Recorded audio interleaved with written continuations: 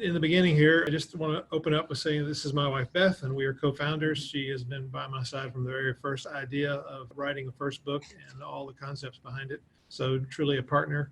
Although I stepped out first in '06, she joined in 2010, but has been with me all along the way. So these are the things that we've done together.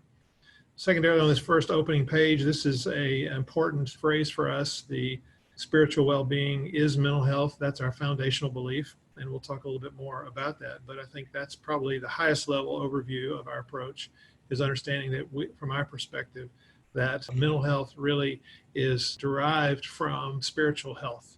And we'll try to break that down a little bit as we go forward. So here's just a quick overview of us, a little bit of history. Founded in 2006.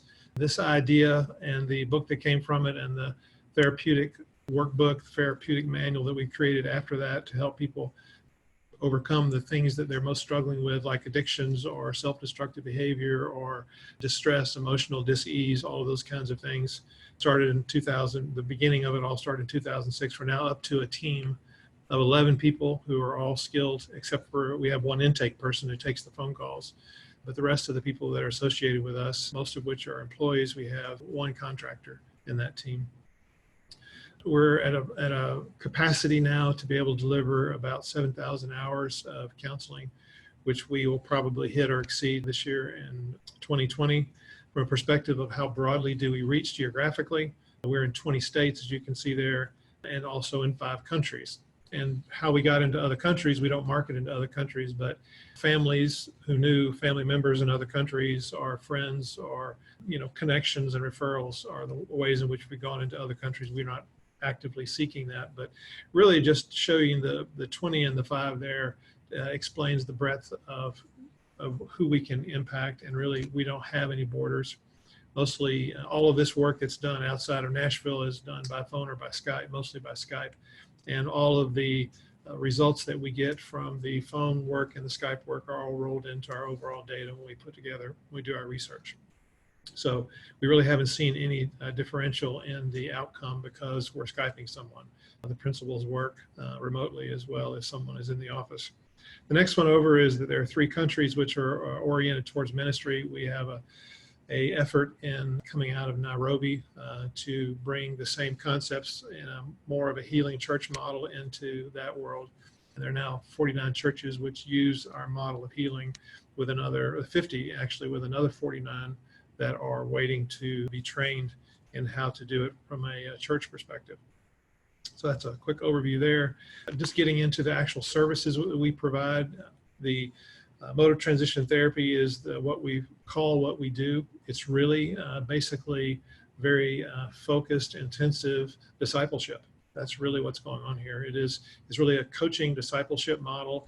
When we had to speak to the behavioral health world, they need the word therapy behind some other words to give them a sense of what it is you're doing and put a name on it. So we created our label in a fashion that works for the behavioral health world, because we do actually, we are in that world and we help people that they're trying to help, and back and forth. So it was important to give them a label that they could relate to. Motive transition therapy, the concept there is helping people move from the motives of the things that are causing their pain and their self-destructive behavior to moving into motivations that come from their relationship spiritually, the relationship with the Lord, the noble urges of the spirit, and those kinds of things, away from responding to pain and idols and the other kinds of things that people get caught up in, which creates problems for them. So that's the overall concept of what we're doing. In the forms that we do it, we do the one-on-one counseling across the table from people. The next one down there, Divine Needs Parenting, that's a model that we've created that's based on understanding what every human and certainly every child needs and how a parent can help deliver that. It's been very helpful in handling conflicts within families and bringing restoration and buy-in in cases where people are separated and not able to cooperate within families and within businesses, family-run businesses as well. Authentic Love Blueprint is our design on marriage, which is helping people move from a kind of love that in their marriage relationships and in close relationships that's based on dependency on the other person. So loving and needing someone to love you back because you need something from them. So it's more of a contract rather than authentic love, which is more of a decision. and is not based on anything in return. So the Authentic Love Blueprint is focused on really on marriage. And then we discovered that there's a lot of need for people coming out of very difficult situations, a lot of times coming out of psych hospitals or coming out of addiction recovery centers, people being afraid of relapsing, people needing to have some place to go with why they went to the psych hospital where they were stabilized. They come out, they need to have an answer for what's going on. So we created the intensive outpatient program. It is just that, it's more intensive in terms of number of meetings and frequency of meetings. So that's over on the actual services we provide. That's directly client related. On the right side there, you'll see we have partnering programs. We do employee assistance programs with businesses. And then we have what we call member assistance programs with churches. In both cases, what we have are scenarios where the business or the church recommends people to us, and then they will fund the cost of them coming to us and receiving counseling at some level. And it could be in some cases 100%, usually, and probably better, it's a shared expense with the person who comes to see us. So here's the core thing that we're doing to try to give a sense, to quickly give you a sense of how it is that we approach this from a biblical perspective. Number one, our belief is that it's biblical truth is going to bring the answer. And biblical truth can be a variety of, of different perspectives, like who God really is according to what the Bible says, who he is. Things like he's very clear to warn us away from idols. That's an absolute truth. He tells us we need to forgive. That's an absolute truth. There's consequences for having idols and for not forgiving. That's truth. That's the way it's built in. That's the way we're built. So we basically have gone in and tried to identify those things that have to do with principles that apply to us from a spiritual perspective, and that whether we deny them as real or not, they're still operative in us, and we need to understand them and know how to deal with them. The object that we have for our clients is to bring them peace and life insurance, trying to get them calmed down, try to get still water going on inside instead of all the waves of what life feels like to them. And this really does transform how their life feels to them. We have a lot of people who are in really deep emotional distress who leave here with a tremendous amount more peace, and it completely changes and transforms the way they do life, the decisions they make, how they relate to people, and so forth. The next one down is the method, just to give you a sense of what we do with these people. A standard counseling program. Our biblical counseling program is 32 hours of meetings, 2 hours at a time, 16 meetings, 2 hours at a time. And one of the things that's really important to us is that our program is defined in length, and that's a critical differentiator. We are not interested in having anybody stay past 16 weeks with us. We feel like we've done the work that needs to be done, and usually the client agrees. Occasionally we have some follow-up meetings with people if something happens later on. But our objective and their objective is to bring people in, accomplish a movement, and then they're released to go on.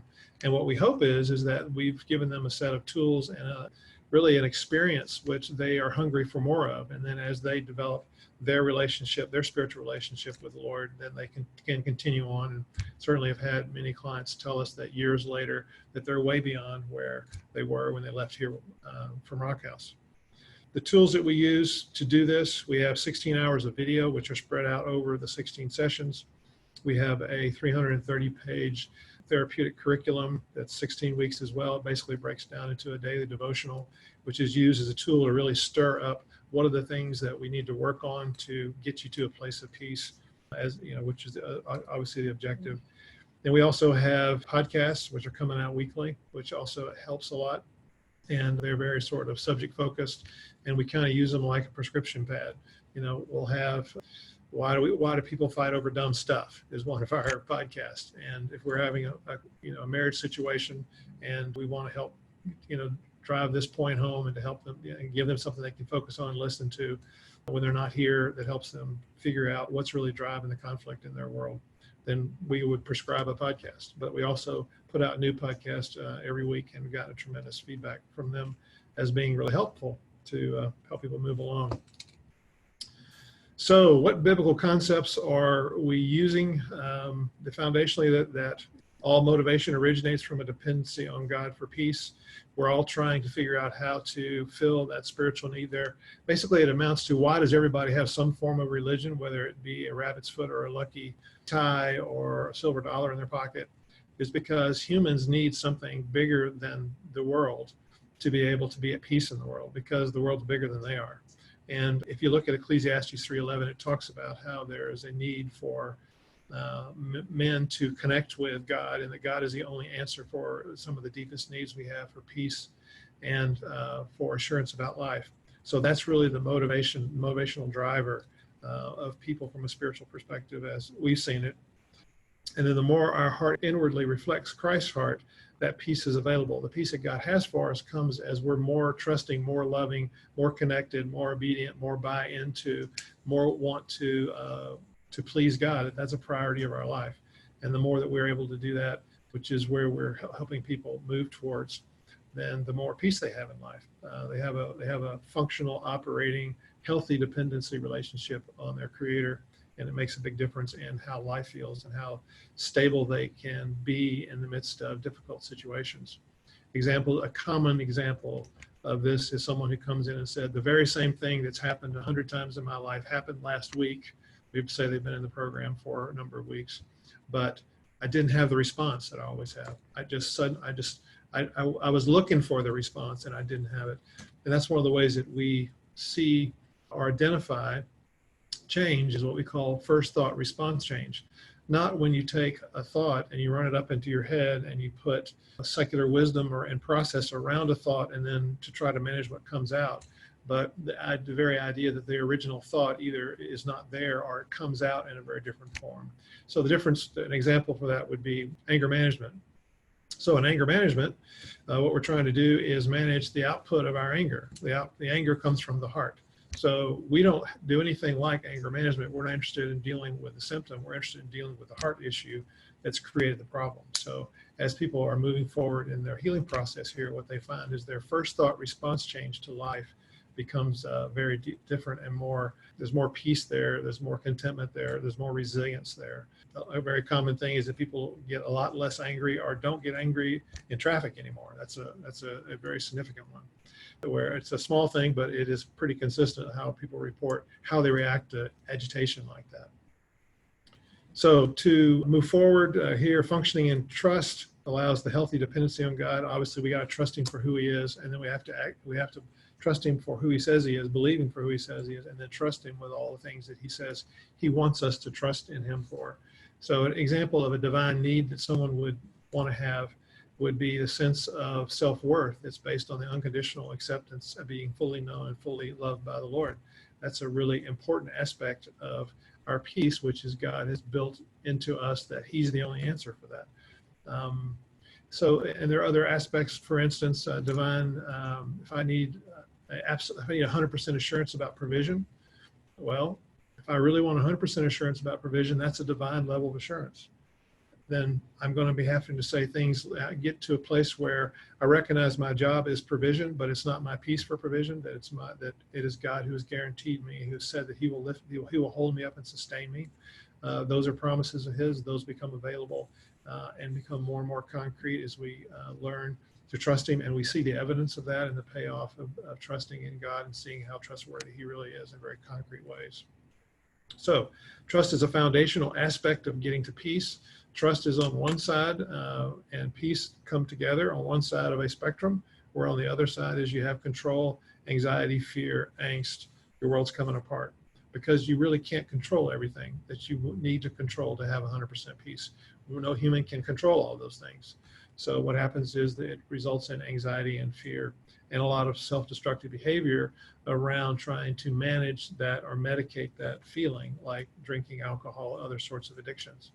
So that's just a really important spectrum for us that we're working across. We're trying to bring people from the control side over to the trust side in their relationship with the Lord. And I already referenced, really, emotional suffering comes from control. And so we're working to try to resolve all the barriers that make it very hard for them to trust God. For instance, they think God's a bad guy. They think that He follows them around with a clipboard to beat them up.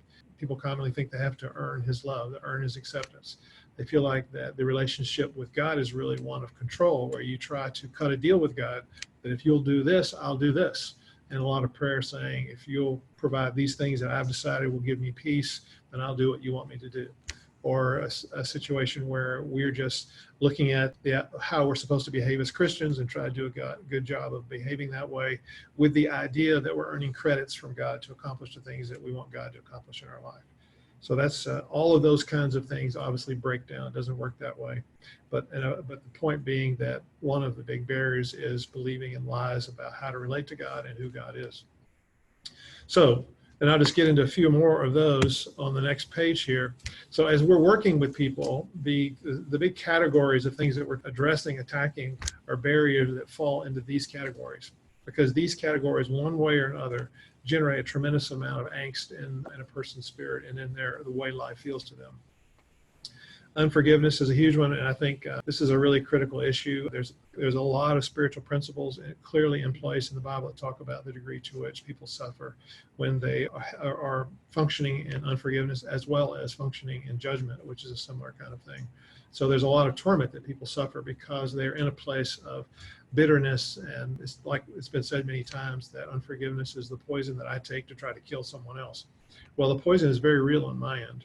The poison, that was one of the big breakthroughs for me originally, was this a tremendous amount of relief from years and years of depression, from needing to forgive a bunch of people, the abusers of my life as I talk about them. And the result of that was a tremendous amount of freedom from depression, which I'd had for years and years. And pretty much over the next 6 months, most of my depression that I had for many years lifted just by sitting down and honoring God and forgiving a bunch of people I never wanted to forgive, but I only did it because I felt like it honored God. And so I did it because he wanted me to. And that was really the beginning of understanding there's something very powerful in honoring God in your life and looking for these principles and figuring out how to address them and resolve them. And this unforgiveness is not about going to people and saying that you've forgiven them. This has nothing to do with anybody else. Honestly, it's really just, it's a spiritual condition. It's between you and God. And when you resolve it with God by declaring that forgiveness, then what people find is that they have huge loads lifted off of their shoulders, and the sense of well-being is restored from dealing with unforgiveness. And then if you just look at these, I mean, they're obviously pretty logical. As you just kind of go through the list here, if we have awareness of biblical truth, clearly these things are not new concepts. What we do is we basically find the incidence of these things in people's lives, dependency on idols. That's, like I said before, if someone goes to some sort of addictive behavior or something like drugs or alcohol to medicate their loss of peace, then what they're doing is they're depending on that thing in the world to give them comfort instead of God, and then they become addicted to it, and then it owns them and it controls them and it punishes them.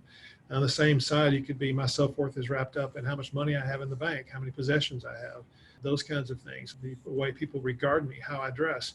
All of those things, once you start sticking them into what we call the God socket, if you start putting those kinds of things into the place in your heart where God needs to live in your heart and give you the assurance of your worth based on his unconditional love.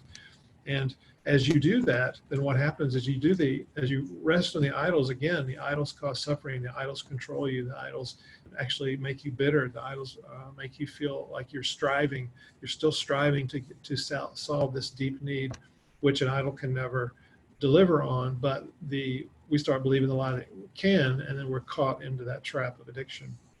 There is physiological addiction, we understand that, but there are some people who have that chemical dependency has actually been established.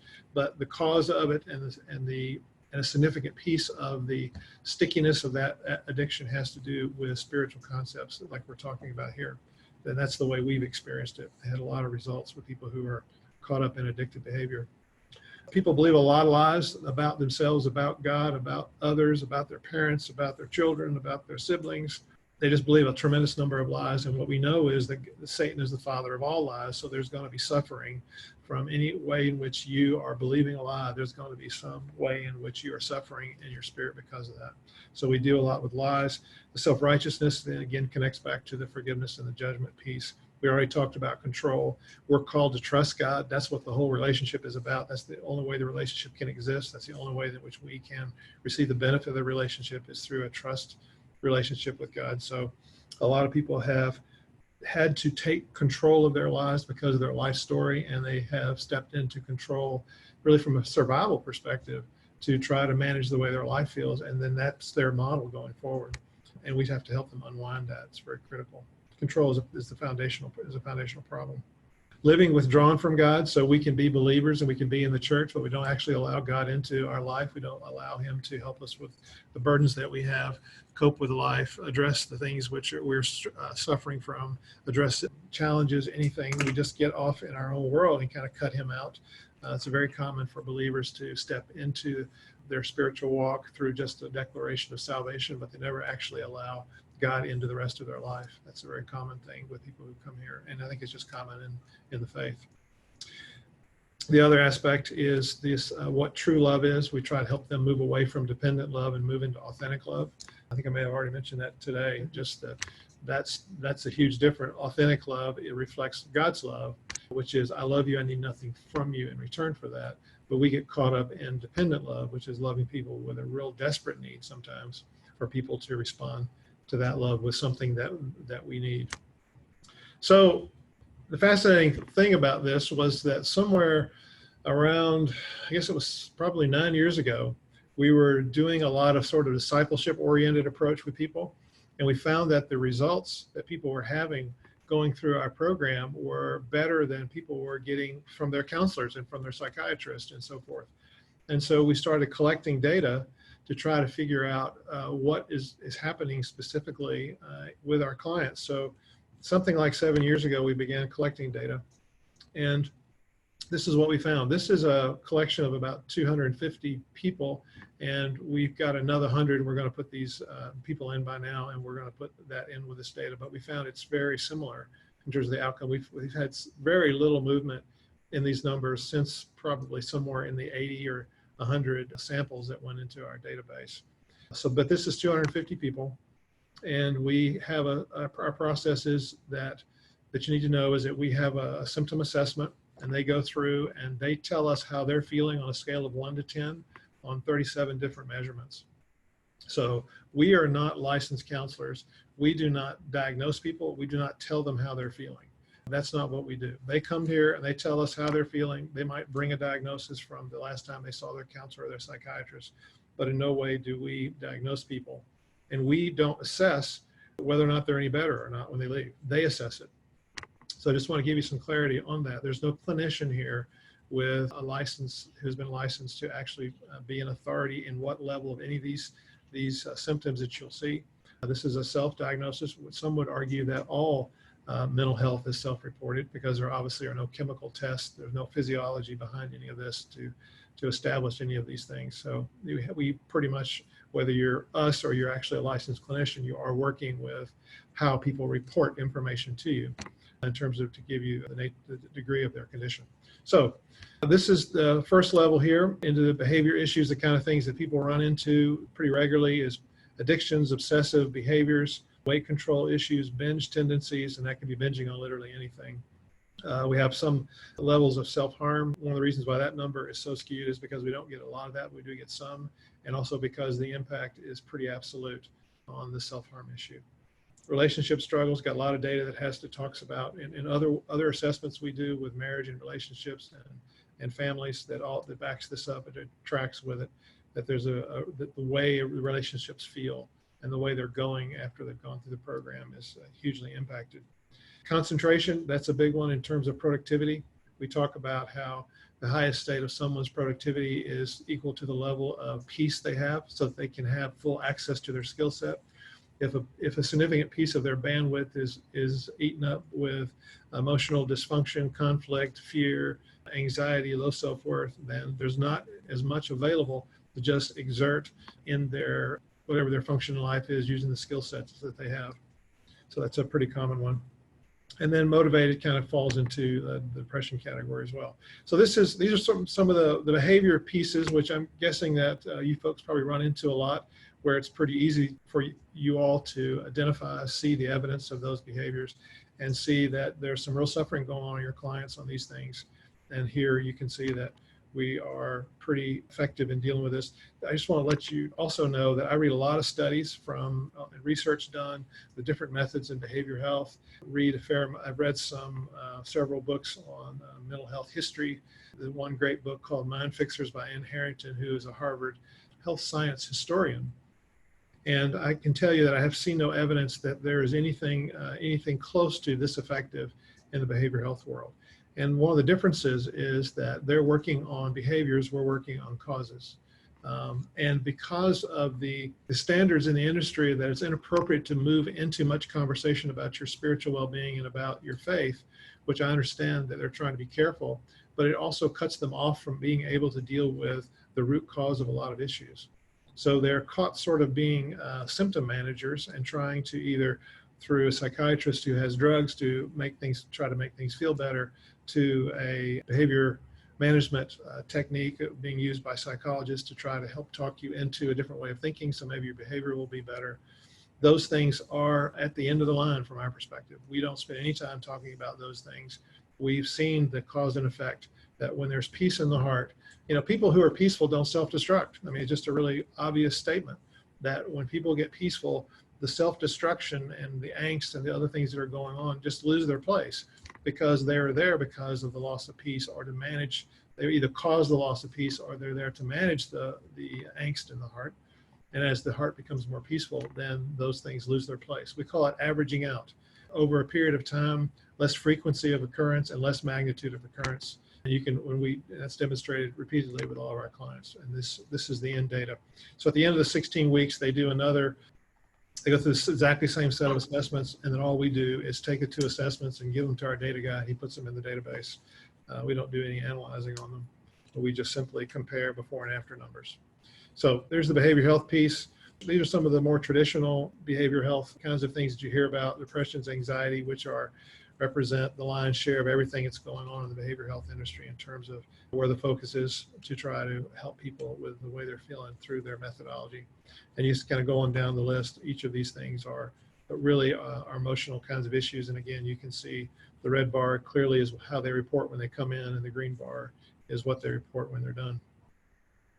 And then we have some physical things. We also decided to track some stuff that had to do with some aspects of people's lives that had to do with physical conditions. Sleepless nights is a big one. When people have a lot of anxiety and fear, even on the depression side, sometimes they can't sleep at night. We had a tremendous amount of movement on that. Obviously, if people are stirred up, it's getting to their stomach. Obviously, it's going to impact headaches. It's going to give you tension in your neck. People have responses from their heart. They've got so much adrenaline pumping in their heart all the time, or whatever chemical thing that's going on there because of their emotional state. Those things are occurring. In each one of these cases, these are all impacted because their emotional state changes, and then the physical symptoms follow. So this is just some evidence of, we don't track a lot of things in this category, but we have a pretty good sample there to speak to the level at which physical things are actually created by or exacerbated by mental health issues. And then this last slide really has to do with why we think it all works. When you go through and address your relationship with God, really connect with the spiritual truth of what this relationship is all about, instead of all the ways in which through various Christian cultures and conventional wisdom within those cultures and all kinds of other things that are going on in the spiritual world. There's a lot of stuff that is creating angst and difficulty and cutting people off from the truth about who God is and the relationship that's available to them. So we are simply trying to get them to where they are knowing God, trusting God. They trust Him for who He says He is and for what He is offering in terms of peace and resilience and the opportunity to strengthen us no matter what circumstance we're under. So those are the 6 things that we track from a spiritual issues perspective. So the last thing really here has to do with real life examples. So that's data. These are people. And this slide just talks about certain cases where what the situation was and that was resolved by going through the program. Beth, why don't you pick it up and pick a few, if you got 1 or 2 in there that were clients of yours. I think in particularly there was the manager who couldn't delegate. It's the dysfunction that was happening in her world. Actually, you could think of that in terms of partner in a large firm and Public accounting firm, and it just struggling with all kinds of things in terms of the kinds of things we can get when we have heart issues going on. Concern about what will my employees think of me if I do this, not wanting to risk relationship with partners, all of the things that can well up underneath the inability to delegate, to manage, to fire, to do the things that we need to do in order to really function well in our capabilities. So it's really very gratifying to watch. And actually, that one person is the one we're thinking about when we use this example, but there's another 10 or 20 I could come up with in related things in which their process here at Rock House changed them really dramatically in their ability to really just function in the way that they're gifted in functioning. Because as she emerged from that, she just became the person that she's actually really capable at those things, really capable in discernment, leading, inspiring. She's a great team builder, but those things are all pretty muted because of her heart issues. So we didn't really talk about any of those things. We talked about, as we always do, the things in her life that were all of what John has talked about. Spiritual underlying issues, the slide that we just looked at right before this one, when you think about all of those things, as all those things change, the foundational change in the way of relating to God and seeing Him, relying on Him, trusting in Him, the fear, anxiety, depression, all of those emotional, mental health related things change, then just a great byproduct is you can manage your employees a whole lot better. You can relate to your spouse in a really different way. We've certainly had, going back to the case examples, it's fascinating to see a person who is, say, tremendous in sales, but lives their life in fear that they're going to fail in sales. And there are things that the lies they believe about themselves will be exposed, and one day it's just going to all just completely go downhill. Lose their job. But there's really no reason why they would lose their job, but all of these underlying fears and anxieties and things that we totally understand how they got there. And totally irrational fears based on the reality of what they're living in says something else, but the reality they're living inside says, I'm afraid of losing my job all the time. All right. So a lot of the head-heart disconnect that goes on where, they know the logic. They can look at their numbers, they can look at their performance, but their heart is dictating how they feel about their job and their dread for getting up in the morning and their fear and their anxiety and in several cases, actually what's leading to panic attacks. So all of these other things, the executive level people who can't sleep, people who are estranged from their families, the executive level, there are lots of that, but I think the one you were thinking about here was one who actually, he gave his testimony publicly, and we have it on video, where we were at an event with about 60 former clients, and we were rolling something out, and everybody was really excited about it, and we had several testimonies. He was just talking about how he hadn't slept more than 2 or 3 hours a night in over 30 years. And he went through this process and been sleeping like a baby. And that was 5 years ago, and that's still true. And he's had a lot of things in life that would make you lose your sleep. Yes. But doesn't. He was in charge of all of the moving equipment in Desert Storm and had 30% disability from PTSD as well, which his part of his testimony is that was completely healed and it was no longer an issue.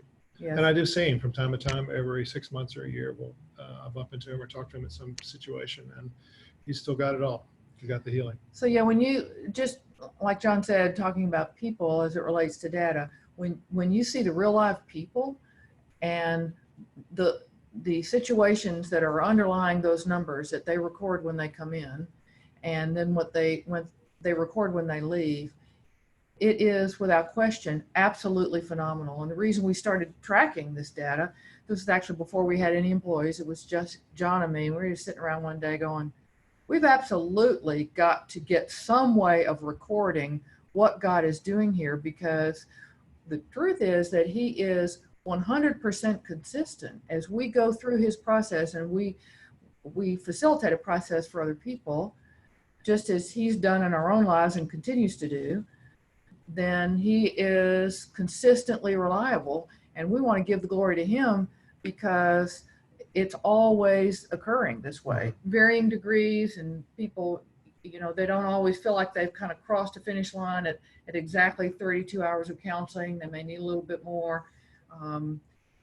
Typically, in a relative scale, depending on the level of trauma that they experienced in their early years. But they're all in this transformation continuum spectrum of being profoundly changed. And so these are some specific examples. We could give you examples of every kind of situation you've thought of in life. These are ones we chose that seemed relevant to what you guys are doing in your company. Yeah. So just a quick rundown. CEO, when I went to see him, all he was afraid of was he passed the 5-year mark of the average lifetime of a CEO. When the program was over, all he could think about was making sure that he had a really good management succession plan that the company would survive without him. Real significant heart change. And obviously, as an owner, I would want my CEO to be thinking about not his tenure, but more about the future of the company and being freed, and him to be free to do that and not be living in the fear of that any moment he's going to be fired. The driver was a guy who there was a family race team, believe it or not, here in town, the semi-pro level. And the dad just went to him and said, if you don't quit running people off of the racetrack and crashing cars, you can't drive anymore. So he came in to deal with a tremendous amount of anger and self-worth and other things that were causing him to react in a retributional way, shall we say, if he got bumped on the course. And he ended up moving into a place where the father's friends were coming to the father and telling him that this son was the example of the guy that kept his head cool in the pits when everybody was getting angry and wanting to fight. So that was an example there. Talked about the co-heir. So we had a client that came in, just wrapped this one up probably 2 months ago, where the heir apparent CEO of the company in the first meeting basically cried through the entire meeting because of how incredibly difficult this relationship was with his family and how much pain he had and how much conflict there was in the family and conflict with his wife. The wife was working for the company, and the parents who owned the company kicked his wife out. He just had every level of conflict and misery. And now he is functioning at a really high level. He's very peaceful, still has some conflict. It's not perfect. The others have not changed, but the way he reacts to the other people in his company and his father and his siblings has changed, and he's now having fun. As a matter of fact, I got a text from him recently where he said, I had some fun today. So that may sound like small, but he wasn't able to have any fun for probably the last 20 years. So that was a huge transformation in the quality of his life. And if you can just get to one person and change the way everybody else feels to them, the really interesting thing that we need to understand is that the way someone behaves is based on the condition of their heart. How their behavior makes you feel is based on the condition of your heart. So if I can just get to the guy who's in the most pain and help desensitize him and get him at peace, then he can feel very, very different if nobody else changes at all. So we don't have to control anybody else for the person who seeks relief to get relief. We don't have to call them all in, and have a big group session and fix everybody. We just deal with the people who have had enough. That's the summary. It's in a real human sense. There are real people behind every one of these numbers. I can show you the handwritten notations on every one of these assessments that we do. There's a lot of people who are in a whole lot better shape, and we get a tremendous amount. For half of our activity comes from referrals at least. And then we have people who are slowly finding out of us through second and third level. We have people who leave here as clients, and they take our workbook and go start small group sessions in churches and have results for people who never come in, and they were never actually officially trained in it, but they just are on fire. They see the truth, and they sort of love people through the workbook as a single thing or as a group thing. And they have a level of, and we've had testimonies of levels of healing. Nothing like one-on-one work, of course, where we have spent a lot of time learning how to ask the right questions and and how to fashion the way out of the problem. But it doesn't mean that the truth still can't have impact if it's just presented and someone's heart is open to it at a certain level.